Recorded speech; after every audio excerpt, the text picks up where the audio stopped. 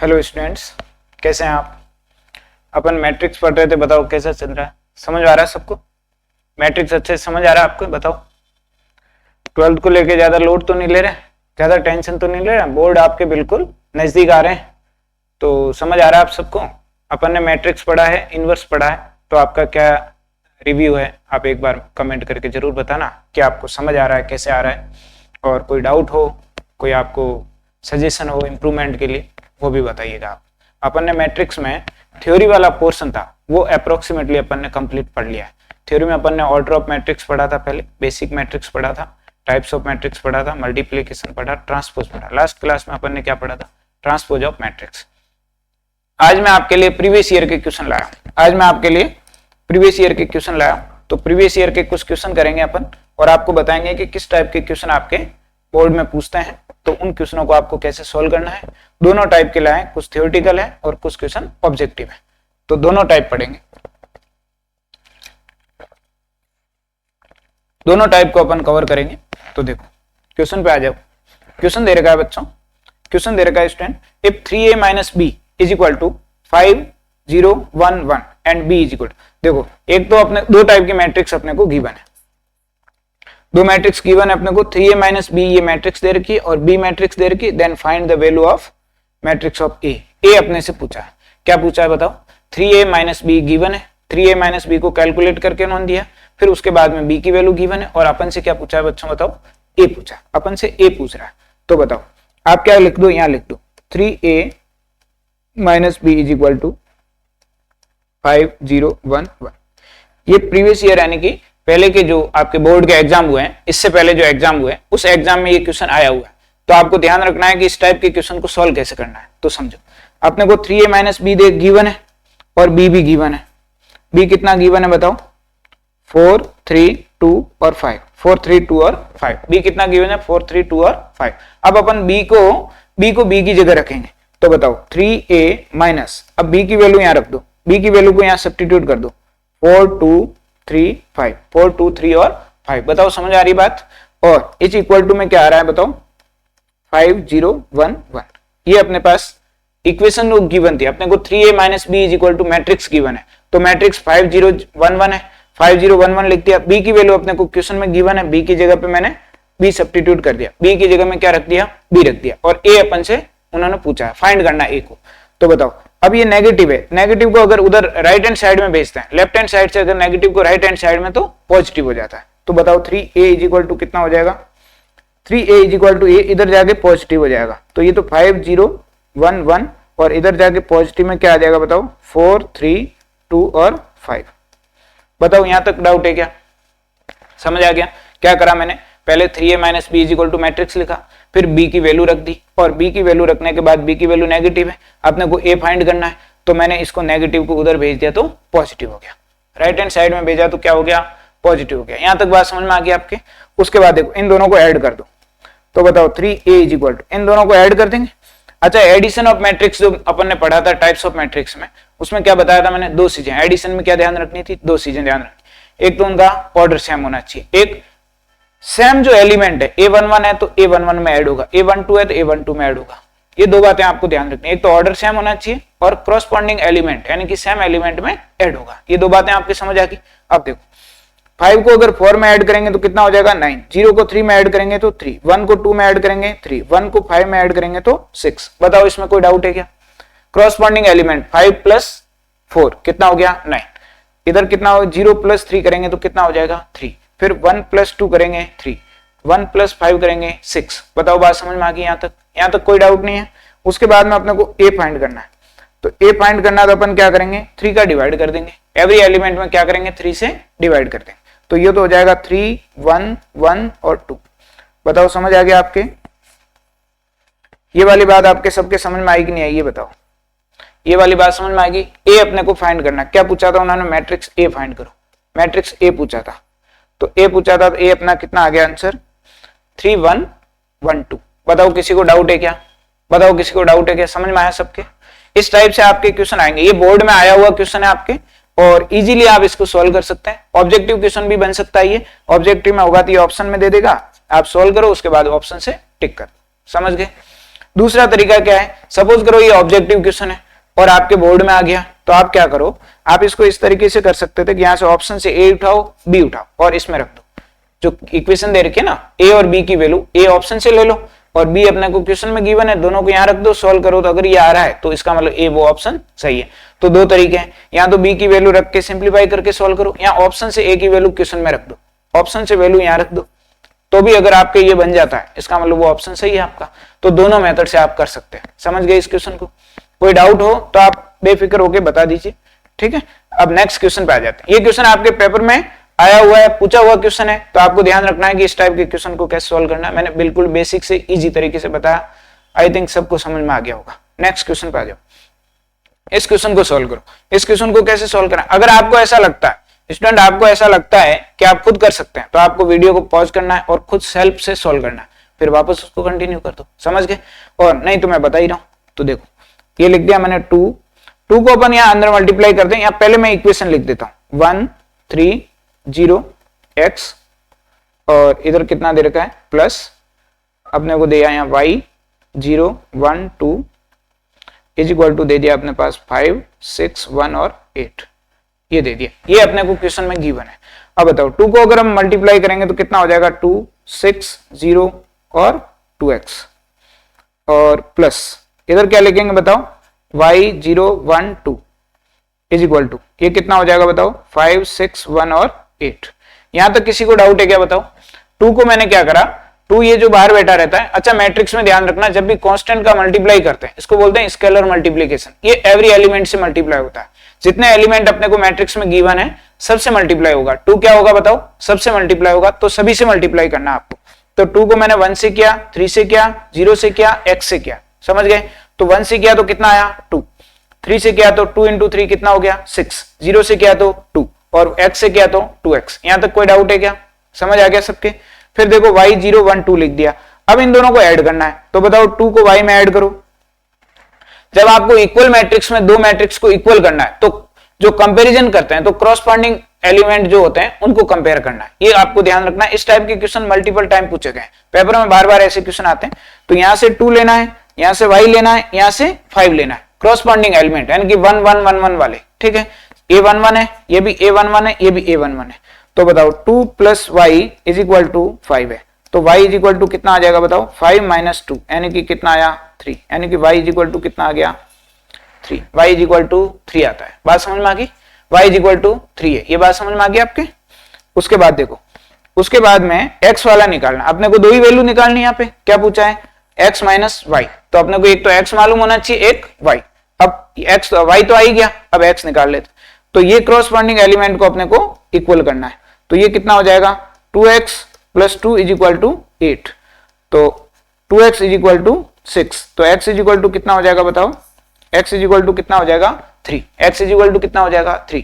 अपने को क्वेश्चन में क्या पूछा है, x आ गया अपने पास, y आ गया। अपने को क्वेश्चन में पूछा है उन्होंने x माइनस वाई, तो x भी 3 है और y भी 3 है, तो आंसर कितना आ गया अपने पास 0। आंसर कितना आ गया अपने पास 0, 0 अपना राइट आंसर है, 0 अपना राइट आंसर है। इस तरीके से आपको क्वेश्चन को सॉल्व करना है। क्वेश्चन को ऐसे सॉल्व करना है। मैट्रिक्स में अगर बाहर कांस्टेंट दे रखा है, यहाँ पे बाहर कांस्टेंट दे रखा है, कांस्टेंट को अंदर मल्टीप्लाई करो। फिर ये कह रहे हैं प्लस करना है तो प्लस कर दो। उसके बाद में वो कह रहे हैं कि इनको इक्वल करना है तो इक्वल कर दो, ठीक है। तो इस तरीके से आपको क्वेश्चन को बनाना है। इन क्वेश्चन को आप ऐसा भी लिख सकते हैं, देखो एक और चीज बताता हूं, इसमें एक और चीज बताना हूं। देखो इसको आप ऐसा भी लिख सकते हैं, इस तरीके से लिख के भी आप इसको सॉल्व कर सकते हैं। इसको देखो, जैसे इन दोनों को पहले ऐड कर दो, ऐड करोगे तो ऐसे भी लिख दो 2 प्लस वाई, इधर क्या लिख दोगे बताओ 6 प्लस 0 तो 6 ही होता है, इधर 0 प्लस 1 करोगे तो 1 ही होगा, 2x प्लस 2 लिख दो। इसको क्या लिख दो 2x plus 2 is equal to क्या लिख दो 5 6 1 8। अब आप कर दो, अब आप 2 plus Y is equal to 5 कर दो और इधर क्या कर दो बताओ 2x plus 2 is equal to 8 कर दो। तो इस तरीके से करोगे तो भी x 3 आएगा और y भी कितना आएगा 3 आएगा। तो ये भी तरीका ठीक है। और अगर आपको प्लस करने में टाइम बचाना है तो आप डायरेक्टली क्रॉसपॉन्डिंग एलिमेंट को इक्वल करके सॉल्व कर सकते हैं। यहां पर आप इन दोनों को पहले प्लस कर दो, उसके बाद में आप इसको सॉल्व कर दो। बिल्कुल ही बेसिक से बताया, इतना अच्छे से और बेसिक से बताया कि आपको इसमें समझने में मुझे नहीं लगता कोई दिक्कत आएगी। फिर भी अगर आपको दिक्कत आती है तो आप बोल सकते हैं, ठीक है। आप बता देना कि कहाँ दिक्कत आ रही। बाकी बिल्कुल बेसिक से बताया, और बोर्ड में भी आपको ऐसे ही करना है। बोर्ड में क्वेश्चन आएंगे, उसमें सिर्फ यहाँ डाटा चेंज होंगे, 2 की जगह 3 कर देगा, प्लस की जगह माइनस कर देगा, इससे ज्यादा चेंज नहीं करता। यहाँ x माइनस वाई पूछा है, वो x प्लस वाई पूछ लेगा, x माइनस 2y पूछ लेगा, इतना सा चेंज होते हैं। क्वेश्चन लिमिटेड है, बोर्ड में ज्यादा आपको टेंशन नहीं लेनी है। नेक्स्ट क्वेश्चन पे आ जाओ। नेक्स्ट क्वेश्चन देखो, नेक्स्ट क्वेश्चन क्या दे रखा है आपने को, नेक्स्ट क्वेश्चन दिया है total number of possible matrixes. ये क्वेश्चन भी बहुत बार एग्जाम में पूछा है। Total number of possible matrixes, order कितना दे रखा है 3/3 विच इज एंट्री। अपने को एलिमेंट क्या दे रखा है 2 और 1, 2 और 0। आपके पास एलिमेंट कितने हैं 2 है, ऑर्डर कितना है 3/3। अपने को पॉसिबल ऑर्डर पॉसिबल मैट्रिक्स बतानी कि कितनी पॉसिबल मैट्रिक्स बन सकती है, ये अपने को बताना है। आपके पास एलिमेंट कितने हैं 2 और 0। देखो थोड़ा सा ऐसे बेसिक से बताता हूं, तो इसमें क्या है, एक तो फॉर्मूले से करना है, तो पहले फॉर्मूले से बता देता हूं, फिर आपको बेसिक बताऊंगा क्या करना है, ठीक है। और इसमें ऑप्शन वाले क्वेश्चन है, तो डायरेक्ट ऑप्शन टिक करना है, तो ज्यादा कुछ ध्यान नहीं देना, आपने को ऑप्शन टिक करना है। तो आपको याद क्या रखना है, देखो formula, total number of possible matrices is equal to number of element, और इस पूरे की पावर क्या लगा देनी है, ऑर्डर, ठीक है। ये फॉर्मूला, ये आपका फॉर्मूला है जिसको आपको याद रखना है, लर्न करना है इसको। फॉर्मूला को, कुछ फॉर्मूले देखो मैथ समझने वाला सब्जेक्ट है, मैथ प्रैक्टिस वाला सब्जेक्ट है, पर कुछ फॉर्मूला आपको लर्न करने पड़ेंगे, ठीक है, उनको याद ही कर लो। और अदरवाइज आप क्या करो, क्वेश्चन की प्रैक्टिस इतनी सारी कर लो कि अपने आप याद हो जाए। तो आपके पास दो ही मेथड है, या तो फॉर्मूला को लर्न करो या फिर प्रैक्टिस ज्यादा से ज्यादा करो। जितनी ज्यादा प्रैक्टिस करोगे उतना फॉर्मूला आपको याद हो जाएंगे, फिर आपको एग्जाम में कोई दिक्कत ही नहीं आएगी। मैथ प्रैक्टिस का सब्जेक्ट है, जितनी प्रैक्टिस करेगा वो उतना आगे जाएगा, ठीक है। तो अपने से total number of possible matrixes पूछा है, अपने पास एलिमेंट कितना है, एक तो 2 है, एक 0 है, तो अपने पास 2 एलिमेंट है, तो अपन यहाँ क्या लिख देंगे बताओ, 2 एलिमेंट लिख दो। और 2 की पावर में अपने ऑर्डर कितना दे रखा है बताओ, 3 into 3 कितना होता है 9, और 2 की पावर 9 बच्चों होता है 512। 2 की पावर 9 कितना होता है 512, यानी कि ऑप्शन नंबर डी आंसर। ये बच्चों एनसीईआरटी का क्वेश्चन है, अपना एनसीईआरटी का क्वेश्चन है, ये आपके एनसीईआरटी बुक का क्वेश्चन है। पेपर में बहुत बार पूछा गया, कम से कम 4-5 बार पूछा गया आपके बोर्ड के एग्जाम में, ये क्वेश्चन आया। अब वो क्या करेगा, चेंज करेगा, तो क्या कर देगा, यहाँ नंबर ये 2, 0 और 1 एक और डाल देगा, यानी कि 3 कर देगा, तो यहाँ तो 3 की पावर लिख देंगे। ऑर्डर 3/3 की जगह 2/2 कर देगा, 2/3 कर देगा, 3/1 कर देगा। तो जितना ऑर्डर है वो पावर में बिठा दो, जितने एलिमेंट है उतना यहाँ नीचे रख दो और सॉल्व कर दो, ठीक है। इजी क्वेश्चन है, ये तरीका। अब मैं आपको थोड़ा इसका बेसिक बताता हूँ कि कैसे बनेगी मैट्रिक्स। तो मैट्रिक्स ऐसी बनेगी, जैसे देखो एक तो 2 वाली है, तो 2 2 ले लो, 2 2 2, एक तो ऐसी मैट्रिक्स बनेगी। फिर आपके 0 0 वाली बन जाएगी, 0 0 बन जाएगी, ऐसे बन जाएगी मैट्रिक्स। आपने जो पॉसिबल मैट्रिक्स बनेगी उनका बता रहा हूँ। एक ऐसी बन जाएगी जिसमें 2 है, बाकी सब 0 हो जाएंगे। फिर किसी में 2 आएगा, यहाँ 2 आएगा, बाकी सब 0 आ जाएंगे, ऐसे। तो ऐसे टोटल कितनी बनेगी है 512, यानी कि 512 मैट्रिक्सेस बनेगी। तो बना के अगर आप दिखाओ वो तो पॉसिबल ही नहीं है, आपका पूरा पेपर खत्म हो जाएगा। 512 आप 512 नहीं बना के दिखा सकते, तो आपको डायरेक्ट ये फॉर्मूला ही याद रखना है, इस फॉर्मूले को आपको ध्यान रखना है, और फॉर्मूले में क्या करना है, आपको वैल्यूज को रखना है और आपको सोल्व करना है, और यही आंसर देना है। कुछ दिखाने की जरूरत नहीं है, अपने को ऑप्शन टिक करना है, आंसर आ जाएगा, ठीक है। आपके 20 क्वेश्चन आते हैं, आपके कितने क्वेश्चन आते हैं बताओ, 20 क्वेश्चन आते हैं आपके बोर्ड में, 20 क्वेश्चन आते हैं बोर्ड में ऑब्जेक्टिव वाले। ऑब्जेक्टिव क्वेश्चन कितने आते हैं 20, जिसमें से कम 1 या 2 मैट्रिक्स के आएंगे, 100% आएंगे, और वो आपको सही करना है। समझ में आ गई बात। तो इस तरीके से आपको क्वेश्चन करना है और आंसर देना है, ठीक है। अब देखो नेक्स्ट क्वेश्चन पे आ जाओ। नेक्स्ट क्वेश्चन क्या है अपने पास, the matrix A. Matrix A दे रखी है अपने को 0 0 4 0 4 0 0 4 0 0। तो अपने को पूछा है कि ये बताओ ये कैसी मैट्रिक्स है। अच्छा, मैट्रिक्स, टाइप्स ऑफ मैट्रिक्स पढ़ाई थी मैंने। टाइप्स ऑफ मैट्रिक्स में आपको बताया था मैंने कि एक मैट्रिक्स है जिसका ऑर्डर दोनों के सेम दे रखा है, ऐसे दे रखी है ऑर्डर 3 into 3, तो इसको बोलते हैं स्क्वायर मैट्रिक्स। इसको कैसी मैट्रिक्स बोलते हैं बताओ, स्क्वायर मैट्रिक्स। ये स्क्वायर मैट्रिक्स है, ये स्क्वायर मैट्रिक्स है। तो अपने पास ए जो दे रखी है उसका आंसर क्या हो जाएगा, स्क्वायर मैट्रिक्स। स्क्वायर मैट्रिक्स का मतलब इसका ऑर्डर कितना होना चाहिए, number of row is equal to number of column. इसकी डेफिनेशन क्या हो याद रखोगे बताओ, number of row is equal to number of column, ठीक है। Number of row is equal to number of column, ये आपको डेफिनेशन इसकी याद रखनी है कि 2 रो और कॉलम अगर इक्वल है तो उसको कैसे मैट्रिक्स बोलेंगे? Square matrix. समझ में आ गया?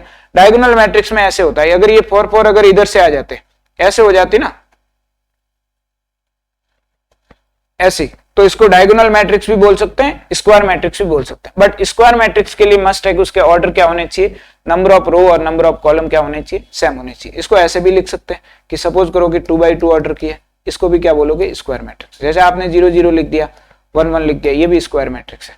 तो स्क्वायर मैट्रिक्स में एलिमेंट क्या है अंदर, इससे कोई मतलब नहीं है, आपका ऑर्डर क्या होना चाहिए, नंबर ऑफ रो और नंबर ऑफ कॉलम इक्वल होना चाहिए। और मैंने बता रखा है इसको क्या बोलते हैं, नंबर ऑफ रो, और सेकंड वाले को नंबर ऑफ कॉलम। इसको 3 into 3 है ना, तो ये तो नंबर ऑफ रो है और ये भी क्या है, नंबर ऑफ कॉलम, तो दोनों इक्वल है, इसका मतलब कैसी मैट्रिक्स है? Square matrix. अब देखो डायगोनल मैट्रिक्स दे रखे हैं, तो इसको आप डायगोनल मैट्रिक्स बोल सकते हैं। अगर मैं आपसे डायगोनल मैट्रिक्स पूछें तो इसको क्या बोल सकते हो आप? डायगोनल मैट्रिक्स बोल सकते हैं जिसमें एक डायगोनल दे रखा है। समझ गए? ऐसे यूनिट मैट्रिक्स है, जिस यूनिट मैट्रिक्स होती है जिसको अपन आइडेंटिटी मैट्रिक्स भी बोलते हैं, यूनिट मैट्रिक्स ऐसी होती है। अगर आपसे ये पूछ दे तो ये यूनिट मैट्रिक्स होती है। बात समझ में आ गई? स्केलर मैट्रिक्स का मतलब क्या होता है? इसको स्केलर मैट्रिक्स भी बोल सकते हैं। डायगोनल मैट्रिक्स और स्केलर मैट्रिक्स में फर्क इतना है, देखो ये जितनी भी मैट्रिक्स है ना, ये बाकी वाली तीनों, ये तीनों स्क्वायर मैट्रिक्स है, तीनों को आप स्क्वायर मैट्रिक्स कह सकते हो। और डायगोनल मैट्रिक्स और इसको स्केलर मैट्रिक्स में क्या फर्क है समझो। स्केलर मैट्रिक्स में आपको ऐसे दे रखा होगा कि जैसे ये दे दिया मैंने, ये इसी को मान लो कि ये स्केलर मैट्रिक्स है। बट डायगोनल मैट्रिक्स ऐसे हो सकती है, जैसे मैंने दिया 2 0 0 और यहाँ 3 दे दिया। अब जो 2 और 3 आगे डायगोनल, यानी कि इस डायगोनल के अलावा बाकी अदर 0 हो तो उसको क्या बोलेंगे? Diagonal matrix. बट अगर ये दोनों सेम है तो उसको क्या बोलोगे? Scalar matrix. जैसे ऐसे दे दिया मैंने A 0 0 A, तो ये स्केलर मैट्रिक्स है। ये कैसी मैट्रिक्स है? स्केलर मैट्रिक्स है। बात समझ में आ गई? बात समझ में आ गई सबके? देखो ऐसे ध्यान रखना है। स्क्वायर मैट्रिक्स में तो आपको क्या ध्यान रखना है? स्क्वायर मैट्रिक्स में ध्यान क्या रखना है? ऑर्डर सेम होना चाहिए। यहाँ पर ऐसा होना चाहिए, ऑर्डर क्या होना चाहिए बताओ? सेम होना चाहिए। तीनों मैं दोबारा से बता रहा हूँ। स्केलर मैट्रिक्स में क्या ध्यान रखना है? ऑर्डर सेम होना चाहिए, 2 into 2 3 into 3 ऐसे होना चाहिए। डायगोनल मैट्रिक्स में क्या ध्यान रखना है बताओ? ऐसे हो दिया 1 0 0 2 ले लिया, ये डायगोनल मैट्रिक्स है। इसमें भी ऑर्डर क्या होना चाहिए बताओ? ऑर्डर क्या होना चाहिए? स्क्वायर मैट्रिक्स के according order, number of column और नंबर ऑफ रो सेम होना चाहिए। इसमें भी सेम होना चाहिए। इसमें अंदर क्या बैठा है इससे कोई मतलब नहीं, अंदर क्या है, एलिमेंट क्या है, इससे कोई मतलब नहीं है, इसको डायगोनल मैट्रिक्स बोलेंगे। यूनिट मैट्रिक्स में क्या ध्यान रखना है? 1 0 0 1 ऐसे ध्यान रखना है। ये तो क्या हो जाएगी 2/2 की। और एक और क्या होती है बताओ? 1 0 0 0 1 0 0 0 1, इसको बोलते हैं 3/3 ऑर्डर की मैट्रिक्स, और इसको क्या बोलते हैं? 2/2 ऑर्डर की मैट्रिक्स। बात समझ में आ गई? और उसके बाद में एक और चीज ध्यान रखनी है आपको, स्केलर मैट्रिक्स। स्केलर मैट्रिक्स में ध्यान ये रखना है कि डायगोनल सेम होना चाहिए। जैसे ये √2 है, ये 0 है, ये 0 है, तो ये भी √2 होगा। इसको बोलते हैं स्केलर मैट्रिक्स। और इसमें भी ऑर्डर क्या होना चाहिए? 2/2 या 3/3, यानी कि number of row is equal to number of column. बताओ सब समझ में आया कि नहीं आया? स्क्वायर मैट्रिक्स का रो और कॉलम सेम होने चाहिए। डायगोनल मैट्रिक्स, डायगोनल के अलावा बाकी सब 0 होने चाहिए, ये वाली। और यूनिट मैट्रिक्स में डायगोनल 1 1 होना चाहिए, अदर सब 0 होना चाहिए। और स्केलर मैट्रिक्स में डायगोनल के एलिमेंट सेम होने चाहिए, अदर सब 0 होने चाहिए। बताओ सब चीजें समझ में आ गई? किसी को डाउट है क्या इन चारों जो अपने स्क्वायर मैट्रिक्स है? इसका आंसर तो बच्चों स्क्वायर मैट्रिक्स है, बट मैंने आपको बाकी वाले भी मैट्रिक्स बता दी ताकि आपको दिक्कत ना आए, आपको समझने में कोई दिक्कत ना आए। बताओ समझ में आया कि नहीं आया? जल्दी से बताओ। समझ आ गया? ये वाला मैटर समझ में आ गया आपके? समझ में आ गया सबके? नहीं आया हो तो आप बता देना, ठीक है? नेक्स्ट क्वेश्चन पे आ जाओ। नेक्स्ट क्वेश्चन दे रखा है, if the sum of all elements of 3/3 scalar is 3/3 और मैट्रिक्स कैसी है? Scalar is 9, then the product of all its all diagonal element. Diagonal element का प्रोडक्ट अपन से पूछा है। तो देखो अपन मान लेते हैं स्केलर मैट्रिक्स क्या होती है बताओ? स्केलर मैट्रिक्स अपन मान लेते हैं A इज इक्वल टू क्या मान लिया मैंने? A मान लेता हूं, 0 0 0 A 0 0 0 A, ये स्केलर मैट्रिक्स है। और ये अपन ने अज्यूम कर दी, ठीक है? लेट अज्यूम कर दी, ये एक स्केलर मैट्रिक्स है, यहां लिख देता हूं मैट्रिक्स, ठीक है? ये स्केलर मैट्रिक्स है, मैंने मान ली। और इसका ऑर्डर कितना गिवन है अपने को क्वेश्चन में? 3/3। अगर ये 2/2 बोलता तो मैं 2/2 मान लेता, 3/3 बोला तो 3/3 मान ले। ये आपको याद रखना है कि स्केलर मैट्रिक्स में क्या ध्यान रखना है बताओ? डायगोनल के एलिमेंट सेम होने चाहिए तीनों, और अदर एलिमेंट क्या होने चाहिए? 0। उसको क्या बोलेंगे? Scalar matrix. और अपन से क्या पूछा उन्होंने? इन सारे एलिमेंट का सम कितना दे रखा है? 9। सारे एलिमेंट का सम कितना दे रखा है 9। अपने पास एलिमेंट तो 3 ही है, ए वाले, अदर क्या है 0 है, तो अपन क्या लिख देंगे बताओ, a plus a is equal to 9, a plus is equal to 9, बाकी तो 0 है, तो 0 को ऐड करना कोई कंपलसरी नहीं है, 0 ऐड करने पे 0 ही होगा, तो 3a इज इक्वल टू 9 है, 3a इज इक्वल टू कितना हो गया 9, तो a इज इक्वल टू कितना हो जाएगा बताओ, a इज इक्वल टू कितना हो जाएगा 3, a इज इक्वल टू कितना हो जाएगा 3 हो जाएगा, a इज इक्वल टू 3 हो जाएगा। अब अपन से क्या पूछ रहे हैं, हमसे पूछा है उसने product of all its all diagonal elements, diagonal के एलिमेंट का प्रोडक्ट पूछा है, तो बताओ डायगोनल के एलिमेंट कौन है a, यानी कि a इंटू a को कितनी बार लिखना है 3 बार। आप चाहें तो इसको ऐसे लिख दो a क्यूब, यहाँ a इंटू a कर दो, और a क्यूब है, a कितना है बताओ 3 है, तो 3 का क्यूब कितना हो जाएगा 27। तो इस तरीके से आपको आंसर देना, option number C is right answer, option number C right answer. बताओ समझ में आया नहीं आया? ये आपके सीबीएसई बोर्ड 2024 में पूछा गया है, सीबीएसई 2024, ठीक है। 24, 25, 23 या 22, 21 ऐसे ही क्वेश्चन है जिनको मैं ज्यादातर यहाँ सोल्व करवा रहा हूँ। आप चाहें तो आप सीबीएसई के वेबसाइट पे जाना, प्रीवियस ईयर के क्वेश्चन पेपर जो वहां डाल रखे हैं उनको डाउनलोड करना और उसमें देखना, आप खुद ही उन क्वेश्चनों को सोल्व करना। ज्यादातर वहां से जितने मैक्सिमम क्वेश्चन है प्रीवियस ईयर के सारे यहाँ मैं सोल्व करवाऊंगा, प्रीवियस ईयर के जितने क्वेश्चन है उनको मैं यहाँ पे सोल्व कराऊंगा, चाहे वो 24 में आया है, 23 में आया है, 25 में आया है, उनको यहाँ सोल्व करवाऊंगा। ये पीवाईक्यू के क्वेश्चन है जिनको आपको मैं यहाँ सोल्व करा रहा हूँ, और एज इट इज ऐसे कैसे क्वेश्चन आपके पेपर में आएंगे, तो आपको ये चीज ध्यान रखनी है। अब उन्होंने बोला है कि पहले क्वेश्चन को दोबारा समझा देता हूँ, समझो। ऑर्डर लेना है 3/3, उन्होंने बोला स्केलर मैट्रिक्स है, मैंने स्केलर मान ली। स्केलर में स्केलर की डेफिनेशन क्या होती है, डायगोनल सेम होने चाहिए, अदर 0 होने चाहिए। ऑर्डर मैंने 3/3 ले लिया, फिर वो कह रहे हैं कि उन सब एलिमेंट का सम कितना है 9, मैंने सारे एलिमेंट जोड़े 9 के इक्वल करा, a की वैल्यू आ गई। उसके बाद में वो क्या करा है, डायगोनल के जितने भी एलिमेंट है उनका प्रोडक्ट बताओ, तो मैंने मल्टीप्लाई करके प्रोडक्ट बता दिया। बताओ समझ में आ गया, पूरा समझ में आया ना क्वेश्चन? नेक्स्ट क्वेश्चन पे आ जाओ, नेक्स्ट क्वेश्चन पे आओ। इस क्वेश्चन में क्या पूछा है समझो, क्या पूछा है बताओ। ए दे रखा है Aij इज 2/2 मैट्रिक्स। इस टाइप के क्वेश्चन मैंने जब थ्योरी पढ़ाई तो मैंने कुछ क्वेश्चन आपको करवाए थे। अब समझो Aij कितना दे रखा है 2/2 मैट्रिक्स, तो अपन 2/2 की मैट्रिक्स बना लेते हैं। क्या बनेगी बताओ, A11 A12 A21 A22, ये 2/2 की मैट्रिक्स है, ये 2/2 ऑर्डर की मैट्रिक्स है, A11 A12 A21 A22, ठीक। अब अपने को कंडीशन क्या दी है, कंडीशन उन्होंने दी है कि Aij इज इक्वल टू क्या होता है, मैक्सिमम ऑफ i और j minus minimum of ij। इसका मतलब क्या होता है समझो, ये क्वेश्चन भी आपके सीबीएसई बोर्ड में पूछा हुआ क्वेश्चन है। मैक्सिमम ऑफ ij, जैसे मान लो मैंने लिया A11, इस कंडीशन के अकॉर्डिंग अपने को मैट्रिक्स निकालनी है, फिर उसका a स्क्वायर पूछा है, यानी कि थोड़ा सा एडवांस करके क्वेश्चन को पूछा है। अब समझो इस कंडीशन का मतलब समझो, ये जो लिखा है maximum ij minus minimum ij, इसका मतलब समझो कि ये मैंने लिख दिया ij, तो यहाँ पे i और j में जो मैक्सिमम है उसको पहले लेना है। यहाँ तो दोनों सेम है, यहाँ i और j दोनों क्या है सेम है, तो यहाँ तो ले लिया 1।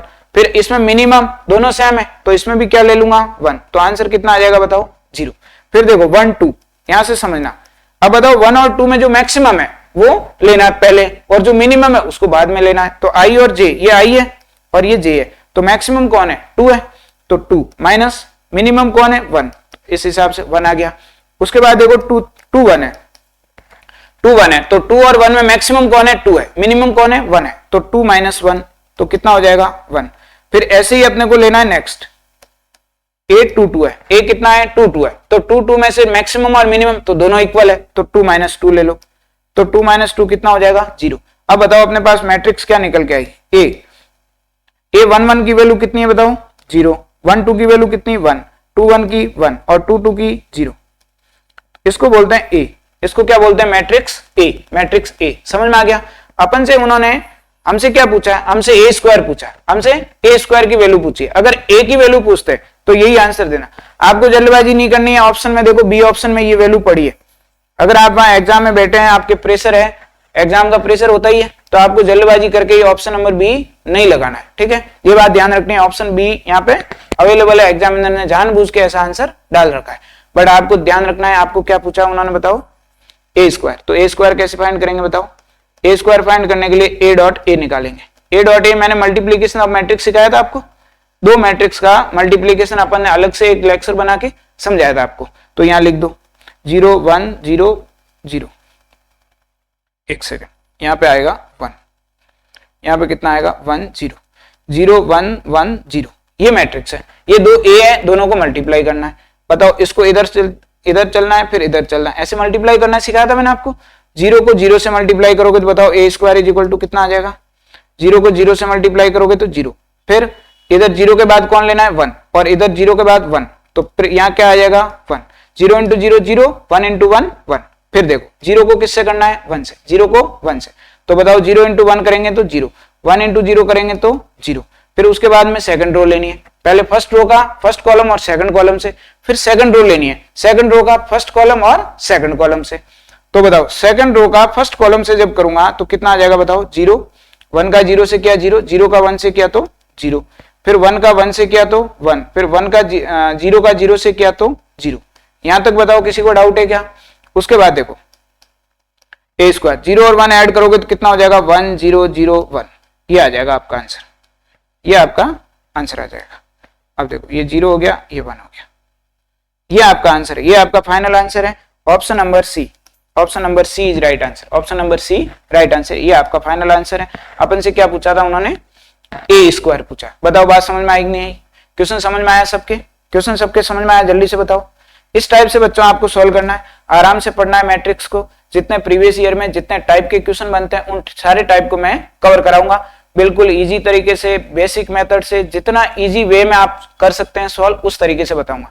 आपको एग्जाम में ये ऑब्जेक्टिव क्वेश्चन आएंगे। ये क्वेश्चन कैसे आएंगे? ऑब्जेक्टिव। तो आपको इतना डिटेल में लिखना जरूरी नहीं है, इतना डिटेल में आपको लिखना कंपलसरी नहीं है, बट आपको ये ध्यान होना चाहिए कि क्वेश्चन को सॉल्व कैसे करना है, कितना इजी तरीके से आपको सॉल्व करना है। और अगर आप प्रैक्टिस करोगे तो आपका एग्जाम में और इजी तरीके से सॉल्व हो जाएगा, जल्दी हो जाएगा, कम टाइम में हो जाएगा।